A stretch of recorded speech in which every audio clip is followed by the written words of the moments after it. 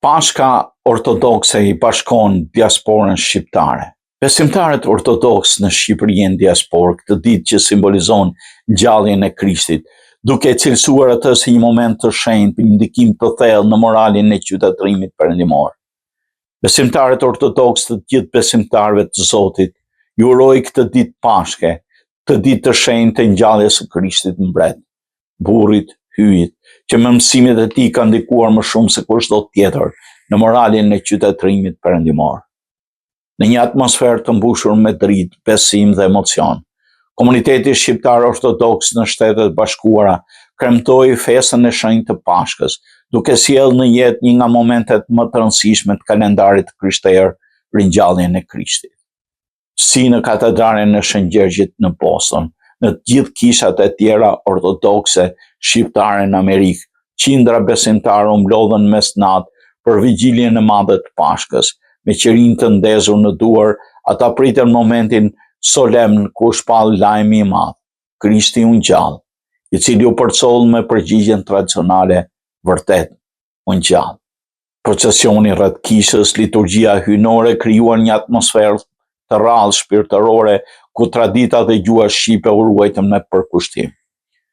Ndërkohë këtu në Michigan, në kishën e Shën Thomait të ringjallur dhe ajo, besimtarët shqiptarë përjetuan të njëjtin emocion dhe përkushtim.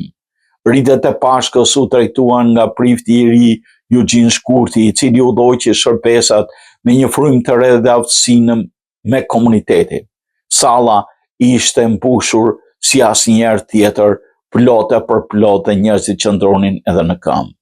Ai theksoi në mesazhin e tij rëndësinë e besimit, të shpresës dhe ruajtjes së identitetit shqiptar në diasporë, sidomos për brezat e rinj. Pas liturgjisë në anglisht dhe në shqip, u zhvillua dhe bekimi I ushqimeve tradicionale, ndërsa vezët e kuqe, simboli I jetës së ringjalljes, u shpërndan mes besimtarëve duke shënuar një moment gëzimi dhe bashkimi familjar.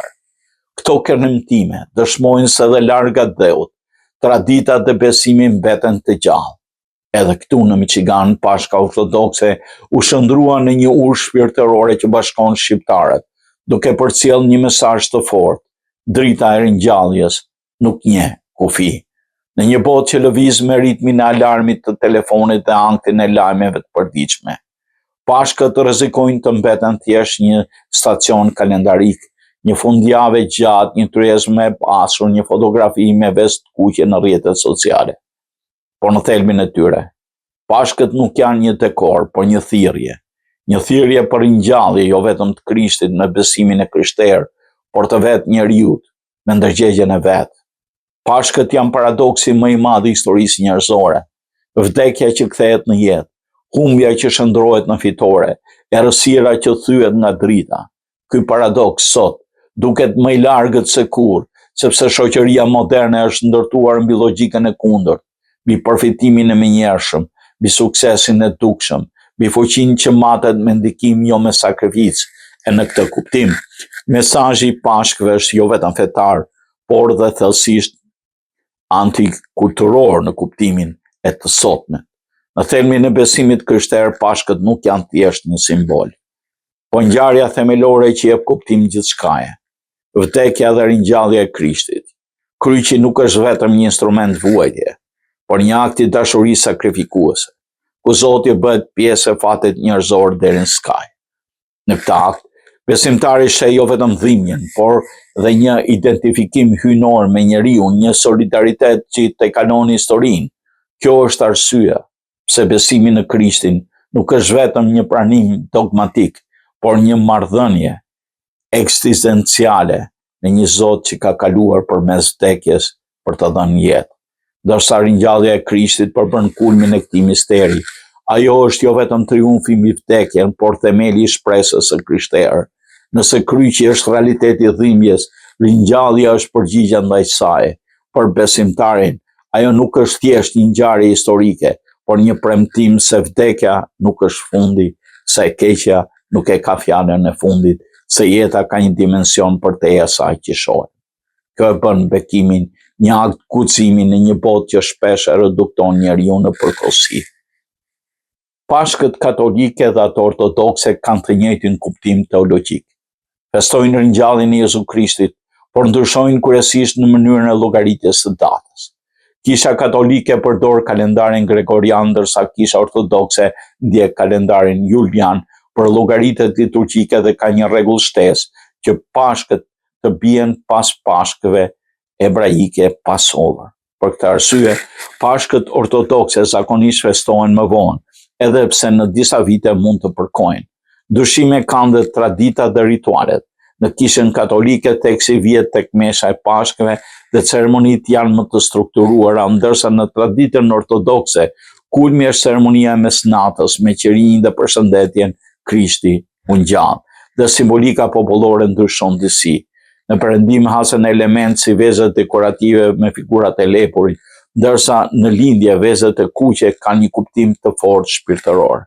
Pashkët ortodokse shquhen për një atmosferë të veçantë shpirtërore që arrin kulmin në ceremoninë e mesnatës.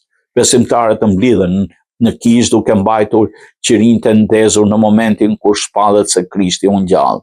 Drita përhapet simbolikisht nga njëri tek tjetri, duke krijuar një pamje të fuqishme uniteti dhe besimi. Ky ritual përfaqëson triumfin e dritës mbi errësirën dhe ringjalljen si shpresë për një jetë përjetshme, ndërsa atmosfera solemne e liturgjisë shoqërohet nga këngët kishtare dhe lutje të thella. And turn away and dispel all the wrath stirred up against us, and all sickness that may deliver us from his righteous chastisement, which impends against us, and have mercy on us. Hear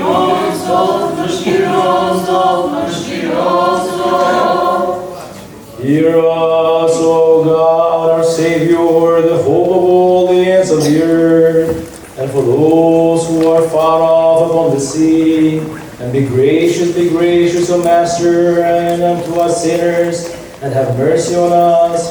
For you are a merciful God, who loves mankind, and to thee we ascribe glory, to the Father, and to the Son, and to the Holy Spirit, now and ever, and unto ages of ages. Amen. Glory to you, Christ, our God and our hope. Glory to you. Glory to the Father, and to the Son, and to the Holy Spirit, now and ever, and unto ages of ages. Amen.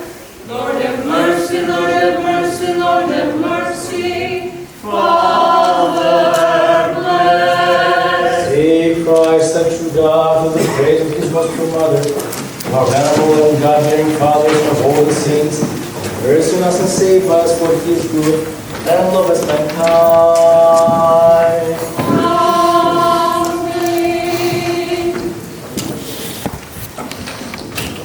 Tani të dashur të vëllezër dhe motra, do fikim të gjithë për dritat dhe pasi të kryet ajo, siç e dini shumë mirë, do dalë me qiririn dhe do vini ju lutem ngadalë, shumë ngadalë, se nuk duam që të vini me njëri tjetrin dhe të ndeshni me njëri tjetrin. Drita, prej dritës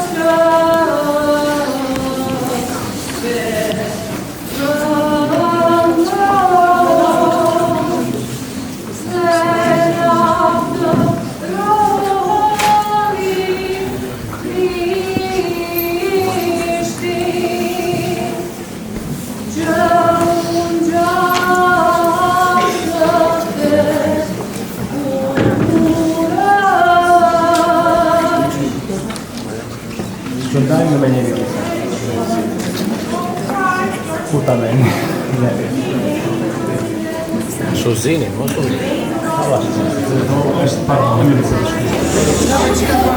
That we may be deemed worthy to listen to the Holy Gospel, let us pray to the Lord God.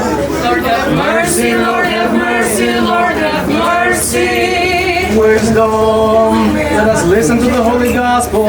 Peace be unto all, and to your spirit. Reading from the Holy Gospel according to Mark.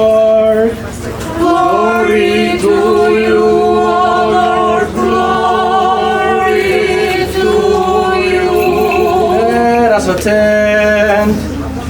When the Sabbath was past, Mary Magdalene, Mary the mother of James and Salome, brought spices in order to come and anoint him. Very early in the first day of the week, they arrived at the tomb where the sun has risen. They were saying among themselves, "Who will roll away the stone from the door of the tomb for us?" But when they looked up, they saw that the stone was already rolled back, although it was extremely large. He is risen. He is not here. Behold the place where they laid him. But go tell his disciples and Peter, he goes before you into Galilee. There you will see him as he told you. They went out and fled from the tomb, for trembling and astonishment, and came up with them. They said nothing to anyone, because they were amazed and afraid.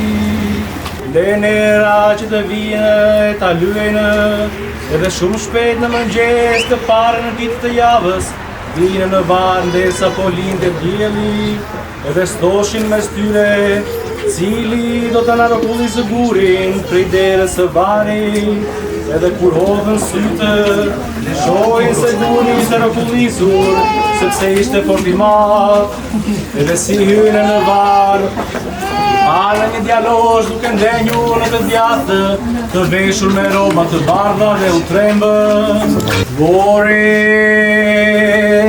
to the holy, consubstantial, life-giving and undivided Trinity, always, now and ever, and unto ages of ages.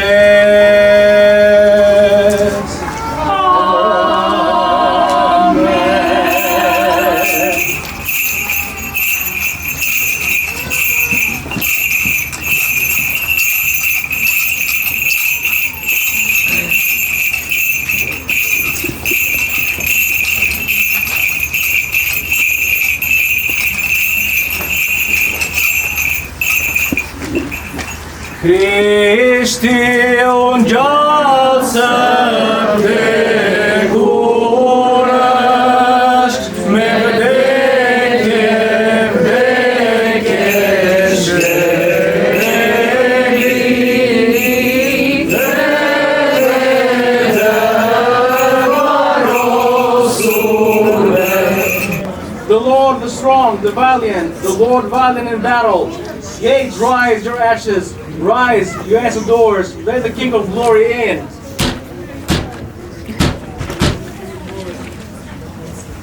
The Lord, the strong, the valiant, Lord, valiant in power, gates rise, your ashes. Rise, you answer doors, let the King of Glory in.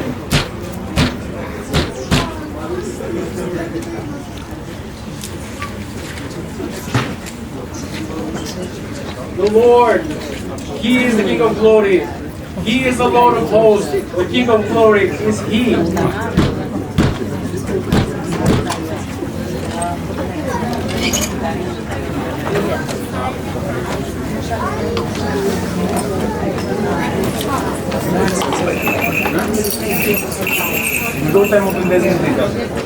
Christ is risen. He is risen. We're taking down. They're taking down.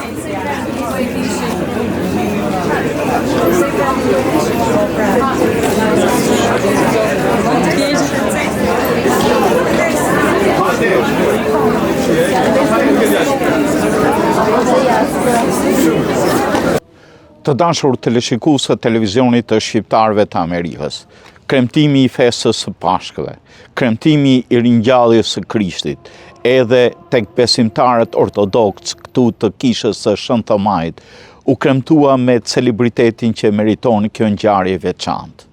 Pas errësirës së varrit të Krishtit, erdhi drita e ngjalljes së tij.